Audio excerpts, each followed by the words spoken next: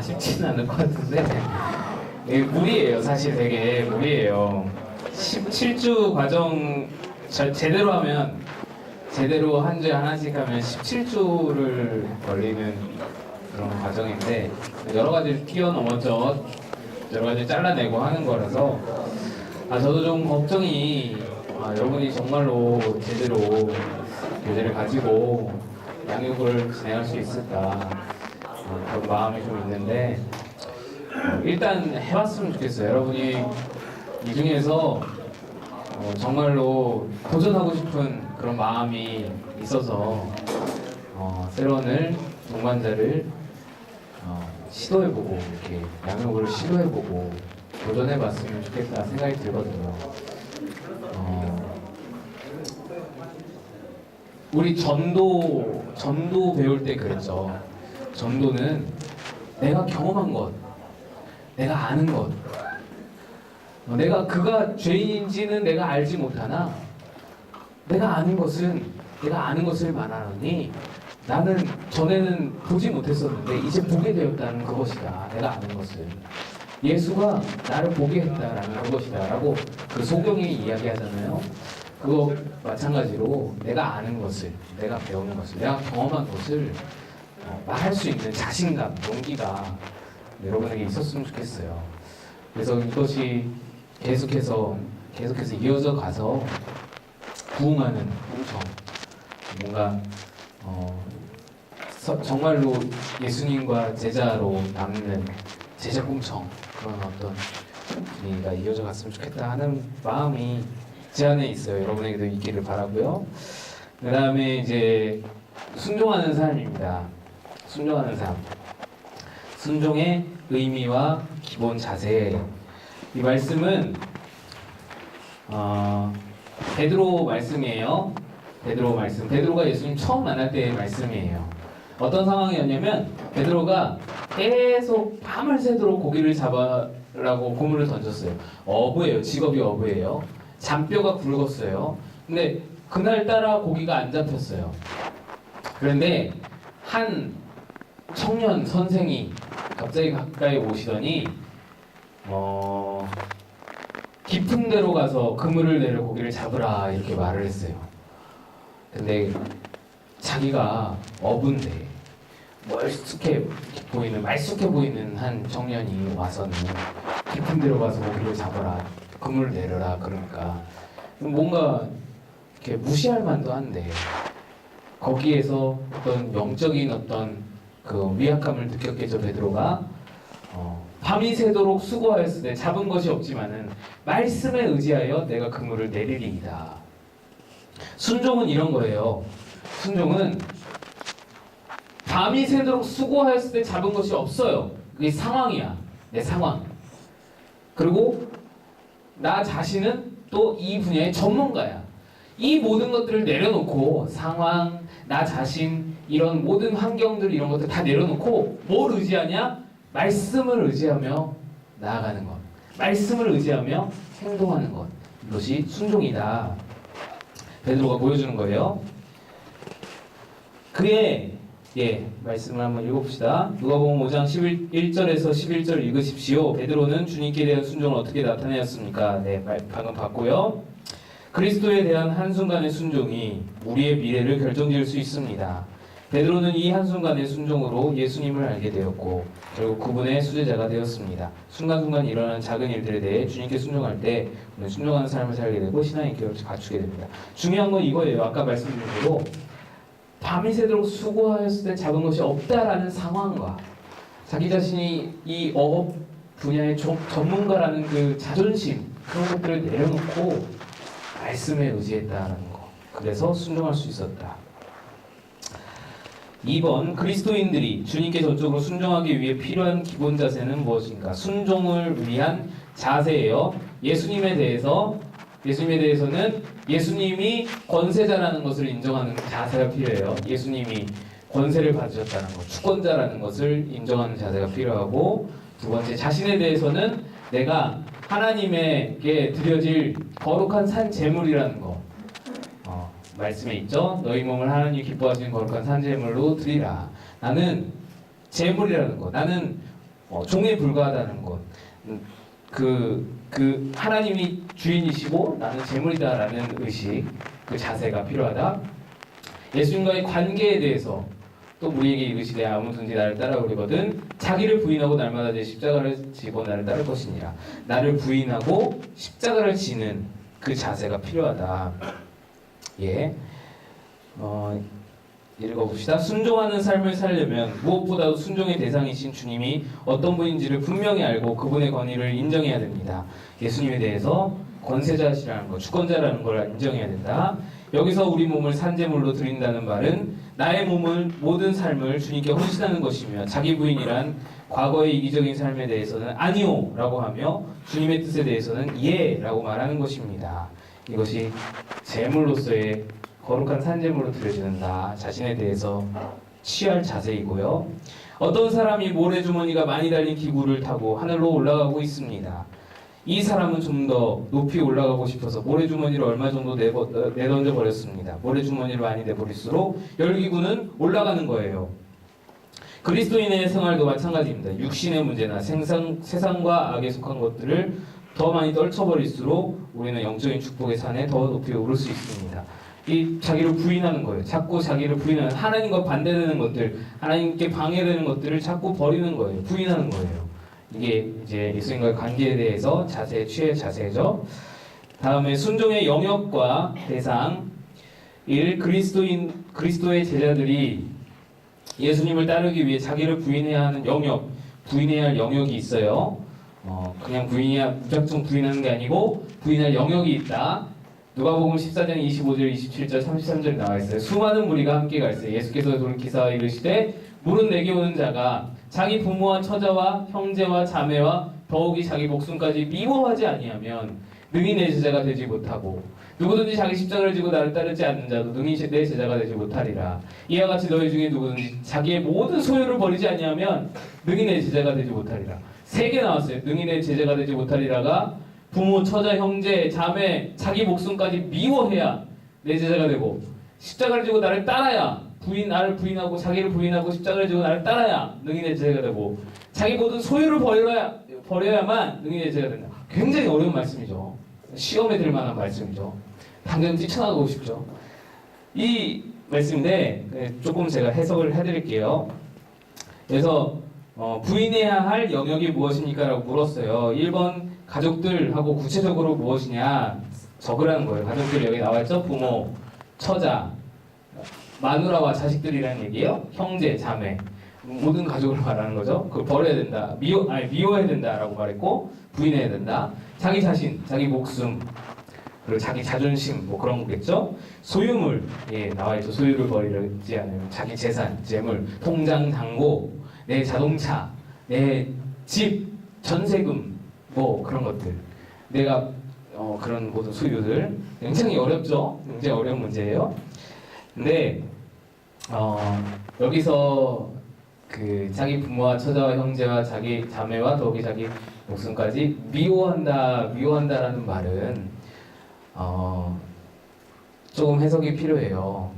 동반자들에게도 잘 설명을 해줘야 되는 부분은 하나님보다 사랑하지 말라라는 이야기예요. 미워하다의 반대말을 사랑하다라고 해석할 수 있잖아요. 그러니까 조금 번역이 약간 좀 이렇게 부드럽게 됐어야 되는 부분인데 약간 직역으로 된 거예요. 그래서 설명하자면 길고, 미워하다라는 말은 하나님보다 사랑하지 말아라. 그러니까 가장 우선되게 사랑하지 말아라라는 뜻을 강조하면서 미워하다라는 말을 쓴 거예요. 또 한 가지 있죠. 자기 소유를 버리다. 이것도 좀 이렇게 강조하면서 강하게 쓰신 말씀인데, 버리다라는 말은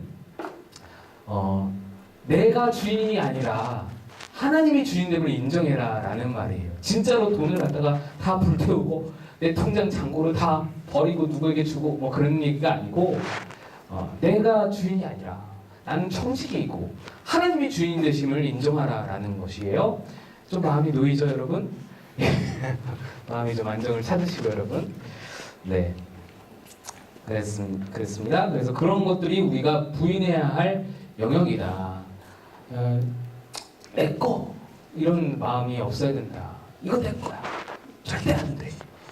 이게 어떻든 무엇이든 어떤 좋은 거라도 하나님보다 우선하는 것이 있어서는 안 된다.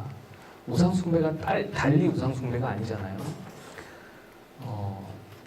저기 뭐 어디 학교 앞에 있는 단군상도 우상이지만 사실 수많은 우상들이 우리 안에 더 많이 있다라는 것을 우리가 알아야 된다. 하나님보다 높아지는 것, 하나님보다 사랑하는 것이 다 우상이 될 수 있다. 그래요. 그래서 그런 것들을 부인해야 된다. 그래서 순종할 수 있다. 순종의 영역이 된다. 그런 거죠. 그 다음에 물질적 소유에 관한 문제에서 주님께 164페이지예요. 주님께 순종하는 것은 그리스도인들의 순종에서 중요한 영역입니다. 예수님이 부자 청년에게 재산을 팔아 가난한 자들에게 주라고 하실 때 주님이 원하신 것은 그 청년이 가난해지는 것이 아니라 부자가 가난해지기를 원해서 그 말씀을 하신 것이 아니라 예수님에게 전적으로 순종하는 것을 예수님은 원하셨던 거예요. 순종을 보시기를 원했던 거예요. 하나님보다 물질을 더 사랑하는지 안 사랑하는지를 보시는 거예요. 특히 물질주의가 만연한 현대사회에서 우리는 우리의 순종을 시험하는데 물질에 대한 태도보다 더 좋은 시금석은 없습니다. 물질에 관한 순종은 헌금을 잘하고 구제를 잘한 것으로도 나타나지만 근본적으로 그리스도인이 물질적인 면에서 어떤 생활 양식으로 사느냐와 더 관계가 깊습니다. 중요한 말을 하고 있어요. 그리스도인들이 일상생활에서 사치하고 낭비한다면 헌금과 구제를 어느 정도 한다고 해도 물질 문제에 있어서 완전한 순종을 한다고 할 수는 없습니다. 그렇죠? 물질에 대해서도 순종해야 된다. 우리는 지금 그렇게 어떤 수입이 많지 않은 지금 형편이니까 이 물질 문제에 대한 이야기가 크게 다가오지 않겠지만 점점 여러분이 나이가 먹을수록 이 문제는 굉장히 현실적이고 굉장히 찔리는 말씀으로 다가올 수 있어요. 그거는 이제 나중에 생각하게 되지만 잊어버리지 말고 여러분이 기억했으면 좋겠어요. 물질에 대해서 순종이 정말 큰 순종이다. 물질에 대한 순종을 하나님은 정말 큰 순종으로 받아주신다라는 거예요. 2번 순종은 주님이 우리에게 주시는 구체적인 말씀을 지키고 그러기 위해 자기를 부인하는 것만이 아닙니다. 사실상 인생의 모든 영역이 그리스도인들의 순종의 영역이므로 우리가 사는 동안 주님이 허락하거나 부과하시는 고난을 받아들이는 것 또한 순종의 구체적인 모습입니다. 하나님이 우리에게 허락하신 상황, 그것에 대해서 순종하는 것이 구체적인 순종이다, 이 말이에요. 그래서 고난이라도 순종해야 된다. 그 상황을. 하나님은 우리 인생을 어떻게 섭리하십니까? 순종하는 그리스도인들은 이 섭리에 어떻게 반응해야 합니까? 전도서 7장 14절 형통한 날에는 기뻐하고 공고한 날에는 되돌아보라. 이 두 가지를 하나님이 병행하게 하사 사람이 그의 장래 일을 능히 헤아려 알지 못하게 하셨느니라. 기쁜 일이 있을 때도 하나님을 바라보면서 기뻐하고, 슬픈 일이, 고통스러운 일이 올 때에도 하나님을 바라보면서 되돌아보아라. 이 두 가지를 하나님께서 주시는 이유는 그의 장래 일을 능히 헤아려 알지 못하게 한다. 교만하지 않게 하시고 하나님을 떠나서 자기 멋대로 자기 중심으로 살지 못하게 하시기 위함이다. 그런 말씀이죠. 그래서 1번, 이 그리스도인들은 섭리에 대해서 어떻게 반응해야 합니까? 하나님을 바라봐야 된다. 하나님을 의식해야 된다. 그런 거죠. 기쁘든지 공고하든지 하나님을 의식하고 하나님을 바라봐야 된다. 순종하는 그리스도인들은 고난당할 때 어떤 자세를 가져야 합니까?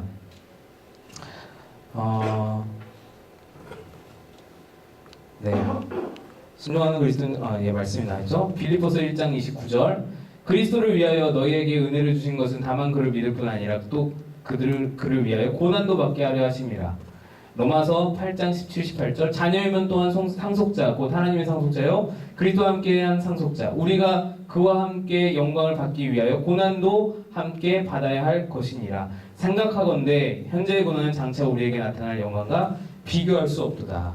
노 크로스 노 크라운이라고 말씀했어요. 십자가 없이는 왕관도 없고 영광도 없는 거예요. 말씀이 계속 나오죠. 그와 함께 영광을 받기 위해서는 고난도 함께 받아야 된다. 현재의 고난은 장차 우리에게 나타날 영광과 좋게 비교할 수 없다 라고 말씀하는 거예요. 그러니까 우리가 고난을 당할 때에는 그 고난 중에서 영광을 바라보는 거예요. 하나님이 우리에게 주신 영광. 이 고난 중에서 하나님의 영광을 믿음으로 바라보면서 고난을 이겨나가는 것이, 그런 자세가 우리에게 필요하겠죠? 예. 예수님은 자신이 하나님의 뜻에 순종해서 십자가를 지신 사실을 이렇게 말씀하셨습니다. 한 알의 밀이 땅에 떨어져 죽지 아니하면 한 알 그대로 있고 죽음에 많은 열매를 맺느니라. 이와 마찬가지로 그리스도인이 열매를 맺기 위해서도 순종의 죽음이 필요합니다. 이 죽음이란 구체적으로 우리 자존심의 죽음이며 우리의 특권의 죽음이며 편견의 죽음이고 야망의 죽음이고 안락의 죽음이라 할 수 있습니다. 3번, 그리스도인들의 절대적인 순종의 대상은 예수 그리스도지만 가정, 교회, 사회 속에서 그리스도인 순종해야 할 대상이 또 있습니다. 가정에서 에베소 5장 22절 아내들이여 자기 남편에게 복종하기를 주께 하듯 하라. 남편들은 아내 사랑하기를 그리스도께서 교회를 사랑하시고 그 교회를 위하여 자신을 주신 같이 하라. 자녀들아 주 안에서 너희 부모에게 순종하라. 가정에서는 순종의 대상이 이거 걸리죠. 남편에게 복종하다 이거 걸려요.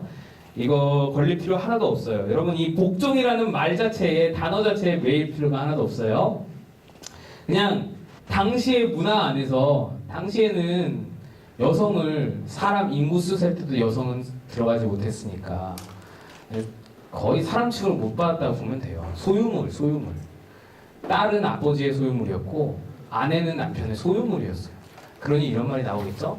그러니까 지금 문화권하고는 좀 다르게 해석을 해야 돼요. 그러니까 요거는 복종이라고 썼지만 지금은 사랑으로, 존중으로 읽으면 돼요. 이 단어 자체에 너무 매일 필요가 없어요, 여러분. 남편에게 복종한다는 존중, 또 사랑, 이렇게 해석하면 되고, 또 남편들은 아내 사랑하기를. 순종의 대상이 남편이고 아내인 것이죠. 남편도 되고 아내인 것이고, 또 자녀들은 부모에게 순종하라 라고 있죠. 가정에서는 남편에게, 아내는 남편에게, 남편은 아내에게 순종하고 자녀는 부모에게 순종해야 된다. 그 다음에 또 어디 있어요? 교회에서 젊은이는 베드로전서 5장 5절 젊은 자들아 이와 같이 장로들에게 순종하라. 서로 겸손으로 허리를 동이라. 네, 장로라는 것은 우리 청년들아 장로님에게 순종해라 이 말씀이 아니에요. 물론 그런 의미가 없지 않아 있지만 그 장로님께도 순종해야 하지만 장로라는 것은 리더를 의미해요. 리더. 그래서 여러분들의 리더 마찬가지. 또 교역자.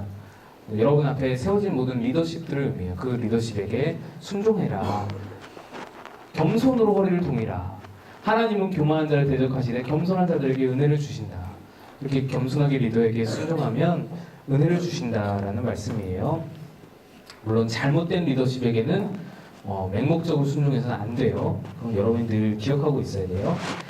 직장에서 종들아 모든 일에 육신의 상전들에게 순종하되 사람을 기쁘게 그러니까 육신의 상전들에게도 순종하라라는 말씀이 직장에서. 사회에서 권세들에게 복종해라. 여기서 이제 나와요. 말씀을 보면 그 밑에 보면 그러나 이들에게 절대적으로 복종해야 하는 것은 아닙니다. 주님께 순종하기 위해 이들에게 불복해야 할 때도 있습니다. 사도행전 4장 19절 베드로와 요한이 대답하여 이르되 하나님 앞에서 너희 말을 듣는 것이 하나님의 말씀 듣는 것보다 옳은가 판단하라. 이 모든 상황에서 가정에서 직장에서 교회에서 또 사회에서 우리 권세에게 복종하고 어른에게 복종하고 하는데 순종하는데 이 모든 것이 하나님의 말씀보다 옳지 않다면 하나님의 말씀 앞에서 옳지 않다면 그러면은 거부하고 반박하고 비판하고 할 수 있어요. 불복할 수 있다라는 거예요. 순종의 예, 순종과 불순종의 예를 한번 봅시다. 순종의 예는 아브라함이에요. 아브라함이 순종의 아주 아버지죠. 1. 성경에 나타난 위대한 순종의 예의 하나로 아브라함 들 수 있습니다. 아브라함이 어떤 상황에서 창세기 12장과 창세기 22장 볼 때 아브라함이 어떤 상황에서 어떤 명령을 순종했는지 살펴보세요. 12장은 떠나라는 거고 떠나라. 너는 본토 친척 아비 집을 떠나 내가 너에게 보여줄 땅으로 가라 라는 거예요. 보여주지도 않았으면서 가나안 땅이 어떤 땅인지도 모르는데 아브라함 보고 떠나라. 무작정 떠나라 그랬죠. 예, 떠나라는 상황이었고 두 번째는 22장은 아들을 바쳐라. 100세의 아들을 주셔놓고 그 아들을 바쳐라 라는 것이었어요. 예, 이때 당시 이삭의 나이가 17살 정도 됐을 텐데 예, 그 아들을 바쳐라 라고 말씀하셨어요. 그 상황이에요. 그러니까 아브라함의 순종의 상황이 그랬고 그것을 아브라함은 순종했어요? 불순종했어요? 순종했죠. 순종했으니까 얘기하겠죠. 예, 순종했습니다. 그래서 이삭을 실제로 칼로 찌르려고 했고 실제로 갈대아 우루 그 땅을 떠나서 하나님께서 지시한 땅으로 도달했고요. 그래서 순종했습니다. 이 상황에 대해서 2번 창세기 22장 읽으십시오. 아브라함이 순종함을 아들 드렸을 때 무슨 약속을 주셨습니까? 무슨 약속을 주셨나요? 여기 있어요. 이거는 이삭을 잡으려고 막 했을 때 하나님 말리셨어요. 아브라함아 아브라함아 막 멈추셨어요. 그리고는 복을 주셨어요. 내가 내게 큰 복을 주고 내 씨가 크게 번성하여 하늘의 별과 같고 바닷가의 모래 같게 하리니 내 씨가 그 대적의 성문을 차지하리라. 내 씨로 말미암아 천하 만민이 복을 받으리니 이는 내가 나의 말을 준행하였음이라. 내가 순종했기 때문에 임하는 복을 준다 라는 말씀이죠. 예, 순종한 후에 이런 복이 있었다. 2번 성경에 기록된 불순종의 대표적인 예는 사울왕을 들 수 있습니다. 사무엘상 15장에서 사울왕은 온전하게 순종한 대신 변명을 하고 제멋대로 하나님께 제사했습니다. 1. 사무엘의 반응은 어떠했습니까? 예, 여기 보면은 사울이 어떻게 불순종했냐면 봅시다. 하나님이 하렘 명령이라고 그러죠. 아말렉을 진멸하라고 했어요. 다 죽여라. 모든 것을 다 죽여라. 그렇게 말씀하셨어요. 아말렉이 지금 이렇게 더러운 죄악 가운데 빠졌으니까 다 죽여라. 진멸해라라고 말씀하셨는데 사울이 전쟁을 이기고는 남겼어요. 좋은 양도 남기고 좋은 소도 남기고 몇 가지 좋은 금은보화도 남기고 그 아말렉의 왕인 아각 왕도 죽이지 않고 끌고 왔어요. 끌어왔다라고 다 있죠. 그래서 사무엘이 이렇게 이야기해요.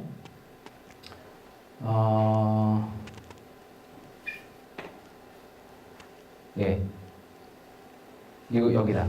여호와께서 왕을 길로 보내시며 이르시기를 가서 죄인 아말렉 사람을 진멸하되 다 없애기까지 치라 하셨거늘 어찌하여 왕이 여호와의 몫을 청종하지 아니하고 탈취하기만 급급하여 여호와께서 악하게 여기시는 일을 행하셨나이까. 이렇게 책망하죠. 사무엘이 책망해요. 꾸짖고 그 죄악을 드러내고 꾸짖었어요. 말씀으로. 그랬더니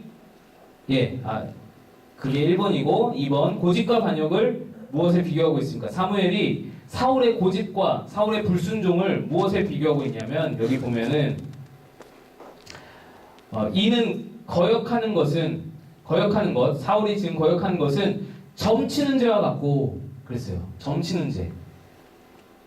점치는 죄가 당시에 하나님 앞에서는 굉장히 큰 죄였어요. 예, 하나님만이 아시는 미래를 나름대로 점쳐서 알려고 했던 교만이기 때문에 굉장히 큰 죄악이었어요. 지금도 마찬가지고 그리고 완고한 것은 완악한 것. 하나님 말씀을 내가 하나님 안 듣고 내 마음대로 해야지 이런 완고한 것은 우상에게 절한 죄와 같다. 이 불순종이 우상 숭배와 다를 게 없다라고 사무엘이 평가하는 거예요. 2번 답이 그렇게 비교하고 있고요. 3번 사울왕이 불순종한 대가는 무엇입니까? 그래서 사울왕이 불순종해서 마지막에 나오죠. 여호와께서도 왕을 버려 왕이 되지 못하게 하셨나이다. 이제 왕위가 끊기게 폐위 선언을 하는 거예요. 왕이 여호와의 말씀을 버렸으므로 여호와께서도 왕을 버려 왕이 되지 못하게. 네가 먼저 하나님 말씀을 버리고 순종하지 않았으니까 하나님도 너를 버려서 너를 폐위시키신다 라고 선포한 거예요. 그게 불순종의 대가였다. 3번 세상의 역사를 바꾸어 놓은 불순종과 순종이 있습니다. 로마서 5장 19절을 읽으세요. 한 사람이 순종하지 아니함으로 많은 사람이 죄인 된 것 같이 한 사람이 순종하심으로 많은 사람이 의인 되리라. 한 사람 순종하지 않는 한 사람 누구예요? 아담이 순종하지 않으므로 온 인류가 죄에 빠졌어요. 그죠? 네. 뭐 하도 포함될 수 있는데 어쨌든 대표적으로 아담이 순종하지 않으므로 온 인류가 죄악에 빠졌어요. 근데 한 사람이 순종하심으로 많은 사람이 의인이 되었어요. 이 한 사람 누구예요? 예수님이죠. 예. 이게 역사를 바꾸는 순종과 불순종이다 이거예요. 인류 역사를 완전히 들었다가 놨다 했잖아요. 한 사람의 순종과 한 사람의 불순종이. 네. 그래서 1번 아담은 어떻게 불순종했으면 그 결과는 무엇입니까? 아담은 선악과를 따먹음으로써 불순종했죠. 예, 하나님께서 먹지 말라고 하셨는데 그것을 먹음으로써 불순종했고 그 결과는 저주를 받아서 에덴 동산에서 쫓겨났고 온 인류가 원죄에 빠지게 되는 그런 결과를 낳게 됐죠. 2번 그리스도는 어떻게 순종했으며 그 결과는 무엇입니까? 그리스도는 자신을 죽여서 죽음을 통해서 십자가에 달리게 되시면서 그 십자가를 순종하셨죠. 십자가를 순종하시고 그 결과는 온 인류를 구원하시는 그런 결과를 보게 되었죠. 본인도 예수님도 그 십자가 후에 부활하시고 영광스러운 자리에 오르시며 하나님 우편에 앉으시는 놀라운 영광을 얻게 되셨고 온 인류도 구원을 얻게 되었다. 그것이 결과죠. 그리스도의 순종은 그리스도인들에게 어떤 영향을 줍니까? 히브리서 5장 8절 9절 그가 아들이시면서도 받으신 고난으로 순종함을 배워서 온전하게 되셨은즉 자기에게 순종하는 모든 자에게 영원한 구원의 근원이 되시고 그가 먼저 순종함으로써 그 순종을 먼저 배워서 우리에게 가르치심으로 자신에게 예수님에게 순종하는 모든 자에게 영원한 구원을 주실 수 있는 권세를 가지셨다라는 말씀이에요. 그것이 3번의 답이 될 것 같아요. 4. 그리스도인들의 순종의 삶은 그 자체가 복입니다. 그런데도 주님은 순종한 사람들에게 여러 약속을 하셨습니다. 빨리 봅시다. 순종에 대한 약속. 영혼을 깨끗하게 하시고 형제를 사랑할 수 있게 하신다. 네, 이게 순종의 약속이에요. 진리를 순종함으로 영혼을 깨끗하게 형제를 사랑하게 이르렀다. 여기서는 계명을 지키고 그 앞에서 기뻐하시는 것을 행함이라. 그래서 뭘 얻었냐? 구하는 바를 그에게서 받나니 기도의 응답을 주신다는 순종함으로 순종하며 살면 구하는 바를 그에게서 받는다. 기도하는 것을 응답해 주신다. 그리고 순종하는 사람에게 성령을 주신다. 이렇게 나와 있죠? 예, 이 세 가지. 그 다음 5번 순종하는 그리스도인들을 위해 어떤 복이 예비되어 있습니까? 비슷한 건데 순종하는 사람에게 내 말을 지키리니 내 아버지께서 그를 사랑할 거다. 우리가 그에게 가서 거처를 그와 함께 하리라. 하나님의 사랑을 얻는 거예요. 그리고 하나님과 함께 동거함이에요. 순종함으로 그것을 얻는다. 그 다음에 2번 내 계명을 지키면 주님의 사랑 안에 거하게 된다. 내가 명하는 대로 행하면 예수님의 친구가 된다. 곧 나의 친구라. 예수님의 친구가 된다. 그의 말씀을 지키는 자는 하나님의 사랑이 참으로 그 속에서 온전하게 된다. 하나님의 사랑이 온전하게 된다. 내 안에서. 이 말은 있어요?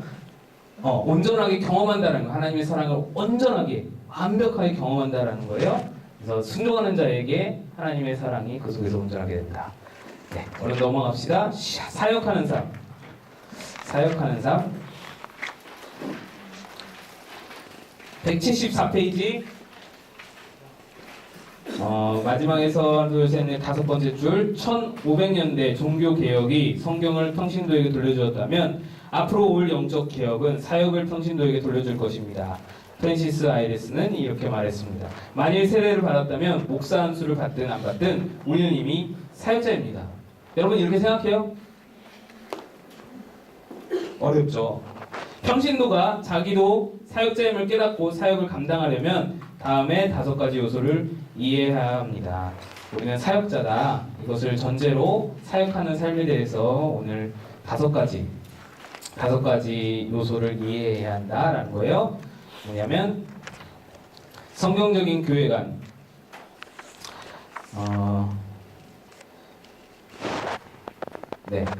에베소서 들어가기 전에 읽읍시다. 그리스도인들에게 가장 도전적인 것은 내가 교회를 위해 무엇을 하는 것이 아니고 내가 교회 자체를 이루는 것입니다.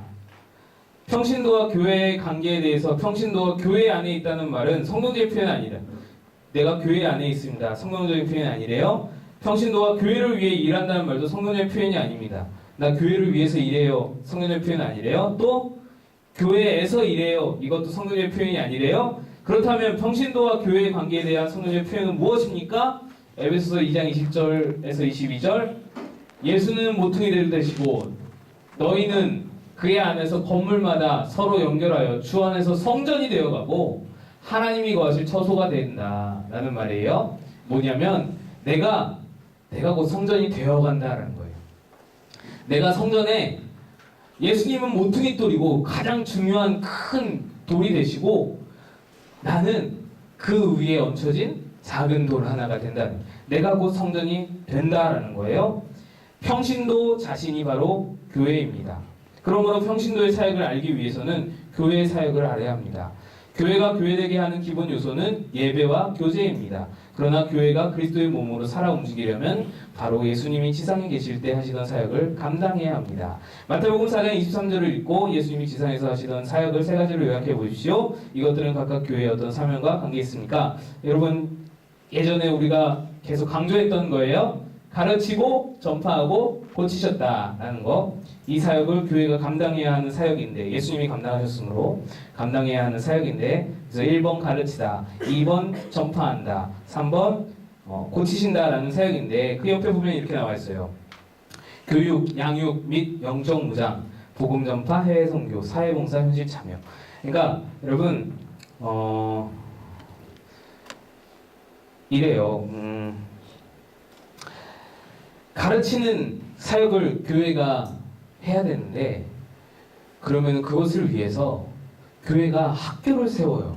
맞아요, 틀려요? 교회가 학교를 세운다. 그러니까 교회 기독교적인 마인드로 학교를 세운다. 이거 좋은 거예요. 맞는 거야. 꼭 교회의 교육만 교육이 아니라 그런 어떤 일반적인 교육도 교육인 거예요. 가르치는 거예요. 그것을 통해서 긍정적인 사회에 어떤 영향력을 미치는 지도자로 키워낼 수 있잖아. 거기에 예수의 그런 어떤 예수 중심의 마인드만 있다면 더 큰 영향을 미칠 수가 있잖아요. 교육은 그것도 포함되는 거예요. 복음 전파, 해외 선교 당연한 거고 사회봉사, 현실 참여 그럼 고치는 것이 사회봉사와 현실 참여 무슨 관계냐라고 생각할 수 있는데 예수님은 이때 당시에는 병원이 없었어요. 그죠 여러분? 병원 보건소, 약국 전혀 없었어요. 의학이 전혀 발달이 되지 않았었어요. 예수님은 그래서 하나님의 능력으로 치유할 수밖에 없었어요. 근데 우리 시대에 예수님께서 우리에게 주신 큰 은혜는 뭐냐면 예수님이 하나님의 능력으로 치유하지 않아도 병원이 있다는 거. 우리에게 의학이 발달이 돼서 이렇게 가까이에 병원을 찾을 수 있는 그래서요 여러분 지금도 병원이 없는 곳에서는 병원이 막 수백 킬로 떨어져 있어 아프리카 같은데 그런 데서는 믿는 자들에게 기적이 나타나요. 치유의 역사가 일어나요. 근데 우리는 이제 보기 힘들잖아. 예전에는 우리도 많이 있었는데 보기 힘들어요. 이유가 뭐냐면 이 은혜가 이미 우리에게 임해 있기 때문이에요. 병원이라는 의학의 발달이라는 은혜가 있기 때문에. 물론 그럼에도 불구하고 치유의 역사가 곳곳에 일어나고 필요하기도 해요. 의학이 미치지 못한 범위가 있기 때문에. 그런데 어찌됐든 그것도 은혜다. 왜? 여러분 보세요. 선교사님이 아펜젤라, 언더우드, 알렌 이런 선교사님들이 오셨잖아요. 오셔서는 하신 일이 뭐냐면 세 가지예요. 이거 세 가지. 가르치고 전파하고 고치시는 사역. 근데 고치실 때 어떻게 고치셨냐면 병원을 세우셨어요. 제중원, 그죠? 연세대학교 세브란스 다 선교사님이 세우셨고 학교를 세우셨어요. 지금 연희학당, 이화학당, 배재학당 다 선교사님들이 세우신 학교죠. 예. 그리고 복음 전파를 위해서 교회를 세우시고 그런 거예요. 그러니까 교회의 사역은 그게 좀 빠졌는데 아무튼 성도적인 교회가 그렇다. 그래서 넘어갑시다. 모든 사역은 그리스도의 몸인 교회에서 시작해야 합니다. 사역은 성도 한 사람 한 사람에 의해서 또 각 사람을 위해서 각 사람에게 교회 밖에 있는 사람들에게 전달되어야 합니다. 그러므로 성도가 모일 때는 교회가 이 세 가지 사명을 감당하며 성도가 흩어질 때는 각 사람이 세상 속에서 작은 교회 역할을 해야 합니다. 2번 성경적인 평신도관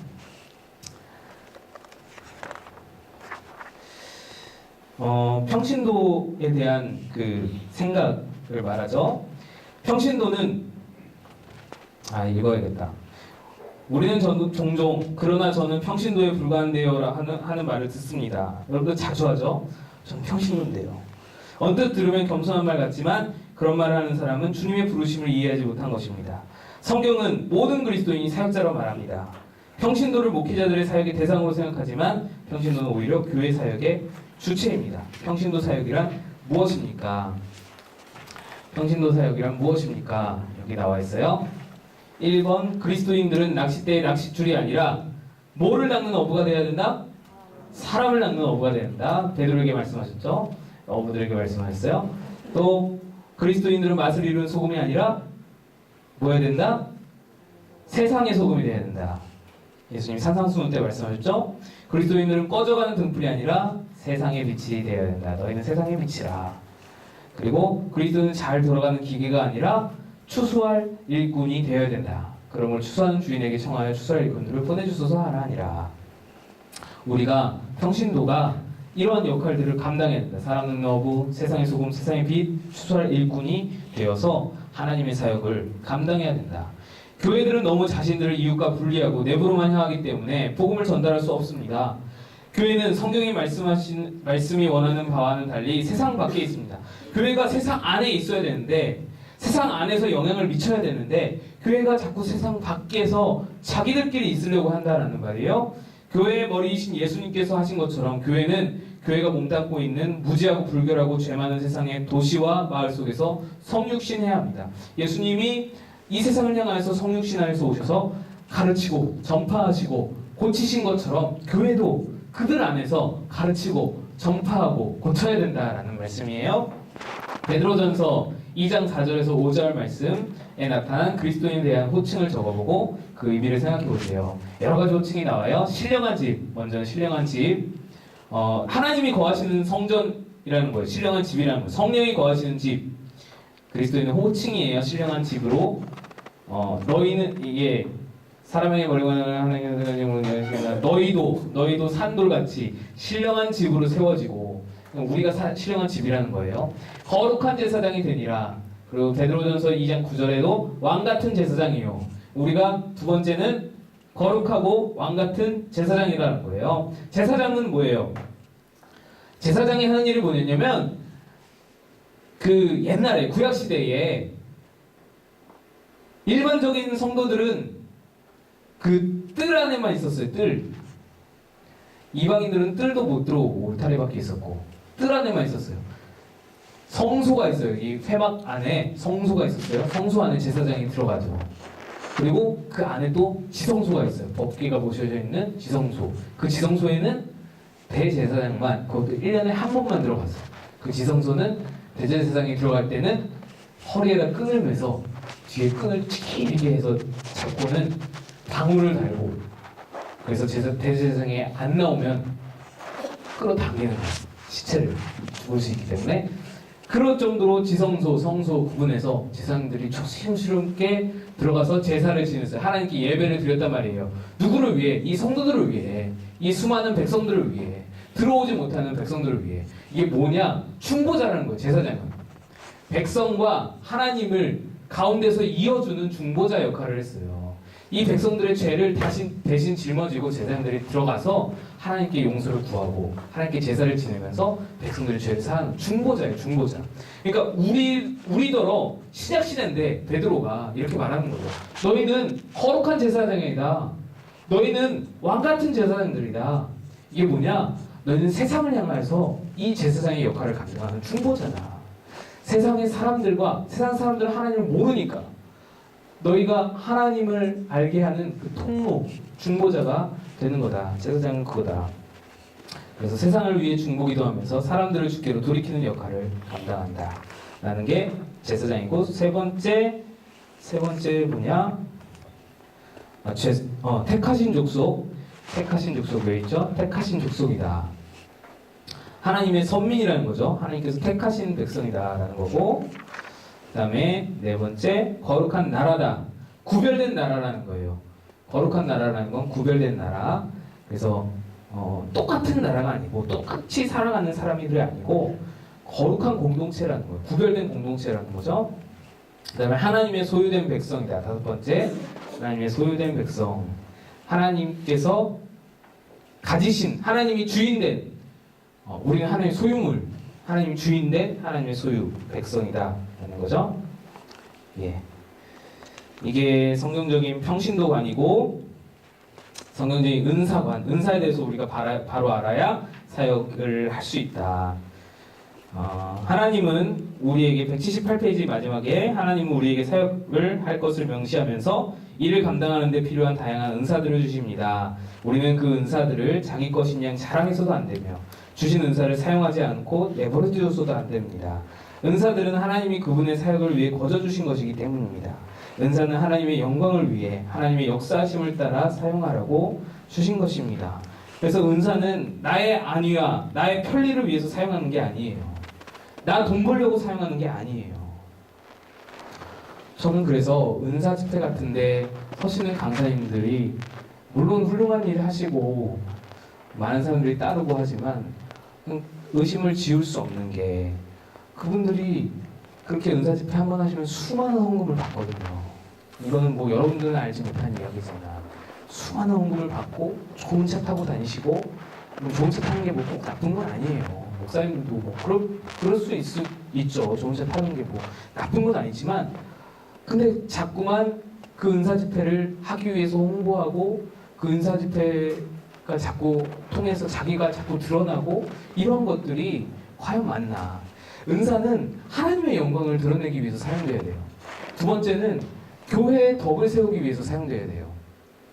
그래서 정말로 하나님이 원하시는 은사의 사용은 아무도 모르게 정말로 은사가 필요한 사람에게, 그러니까 그 은사 만약에 병 고치는 은사다 하면 정말로 병이 들어서 병원도 못 가고 돈이 없어서 병원도 못 가고 그냥 끙끙 앓는 사람이 있으면 그런 사람에게 다가가서 아무도 모르게 그 사람을 치유해주고 기도해주는 그렇게 은사를 사용한다면 교회의 덕을 세우죠.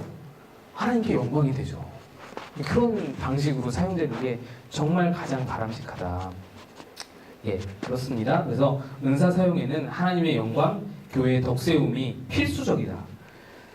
자기가 드러나면 안 된다라는 거예요. 은사들에 대해서는 로마서 12장 6절 8절, 고린도전서 12장 8절 11절, 에베소서 4장 11절에 기록되어 있습니다. 이 중에 로마서에 기록된 일곱 은사들은 그리스도인 실생활에서 쉽게 드러나는 은사들입니다. 설명해 보세요. 로마서 12장 여러분 거의 다 왔어요? 한번 봅시다.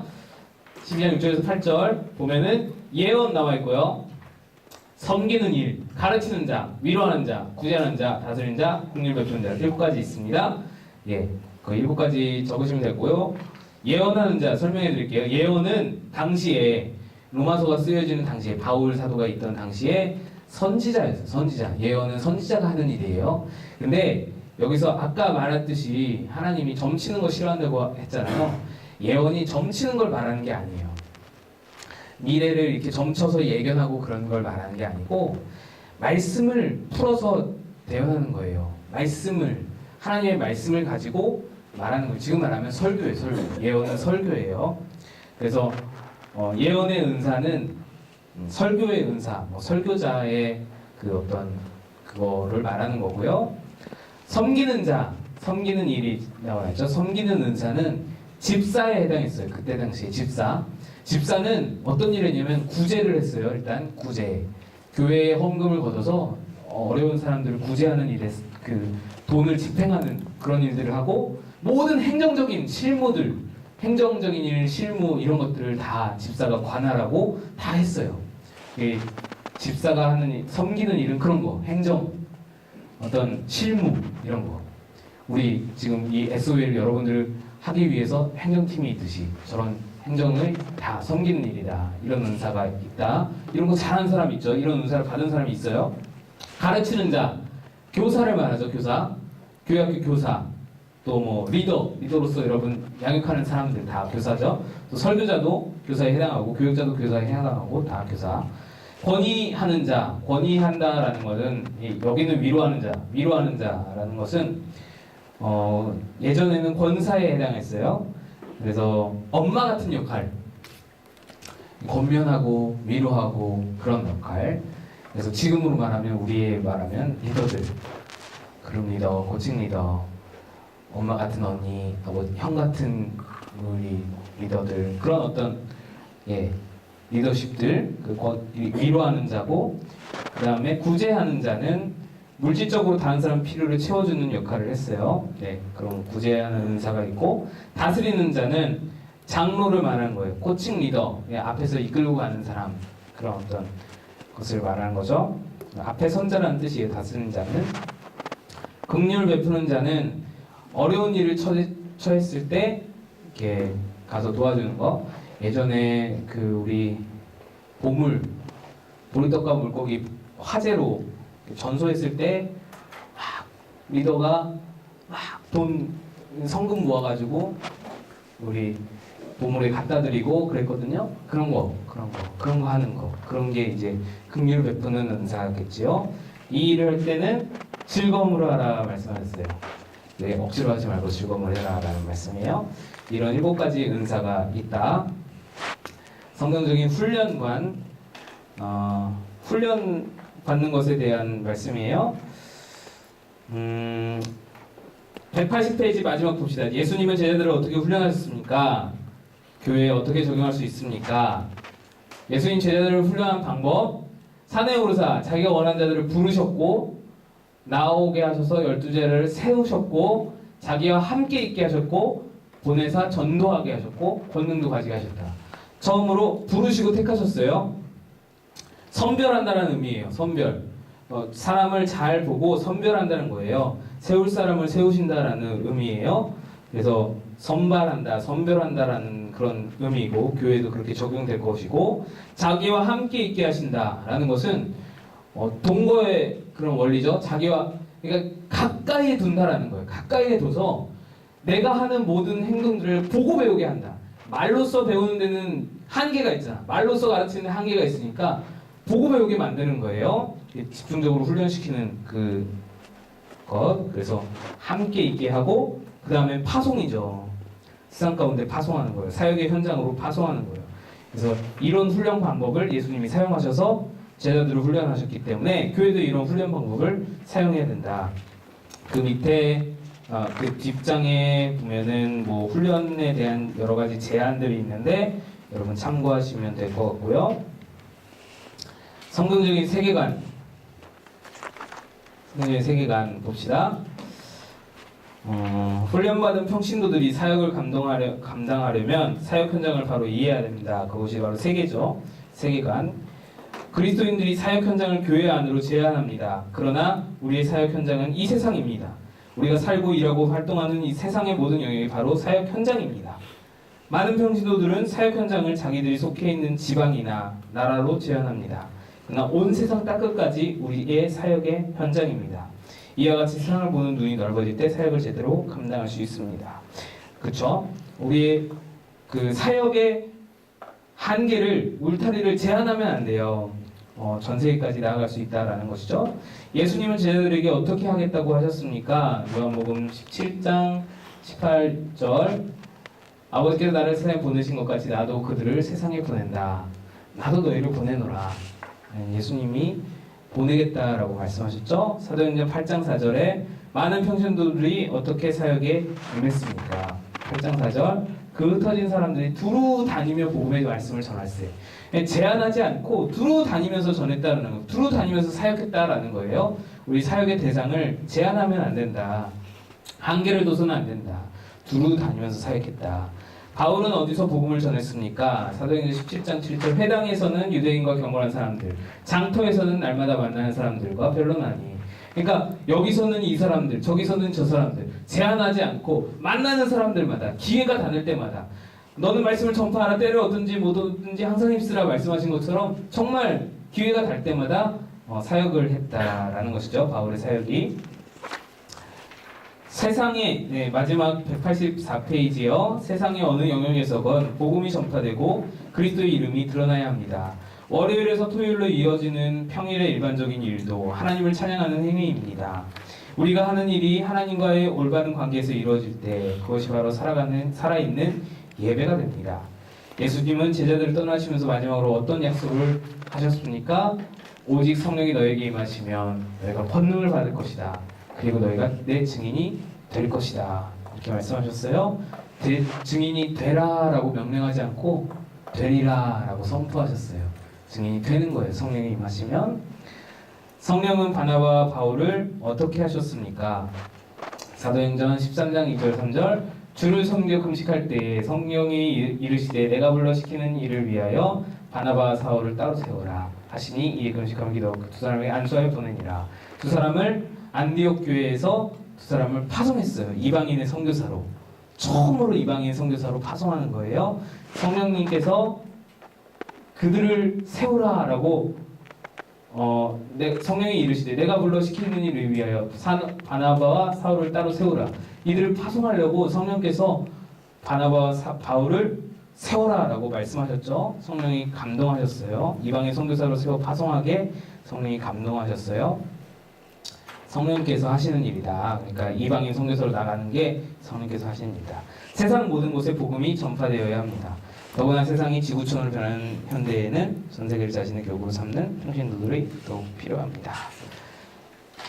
마쳤습니다.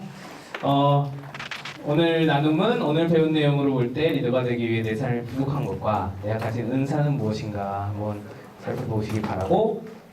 네, 이 뒤에 보면은 책이 좀 남아요. 뒤에도 여러분 보시면은 이제 어떻게 양육을 해야 될지 이 책을 가지고 어떻게 양육을 해야 될지 그런 것들에 대해서 나와 있어요. 그래서 각 과마다 우리가 지금 한 구원의 확신, 하나님 속성 그런 것에 대해서 각 과마다 뒤에 보면 210페이지에 보면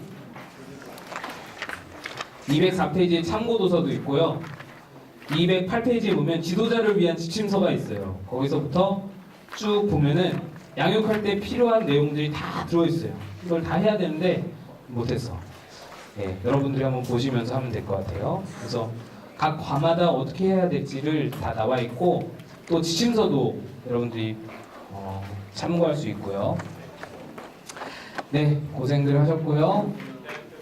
참여해 주셔서 감사하고 자, 한번 요거 읽을게요. 부디 여러분 모두 훌륭한 리더 양육자 되어 더 많은 양육자를 낳는 부흥하는 꿈청이 되기를 기도합니다. 기도하겠습니다.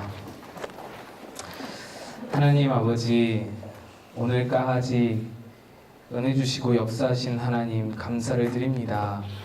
하나님의 사람들, 하나님의 리더들 부족하고 연약하지만 주님 앞에 어쨌든 옳게 서고자 양육한 자로 세워짐을 받고자 이 자리에 있으니 주님 우리를 도와주시고 용기를 주셔서 하나님의 사람들을 세우는 일에 주저하지 않고 아버지 영혼을 살리고 세우는 일에 뛰어들어 도전하며 하나님의 일을 사역을 감당하는 우리 모든 하나님의 사람들 백성들 되게 도와주시옵소서. 의탁드리고 감사드리며 예수님의 이름으로 기도하옵나이다. 아멘. 수고하셨습니다. 우리 팀장님 나오셔서 광고 한번 해주시겠습니다.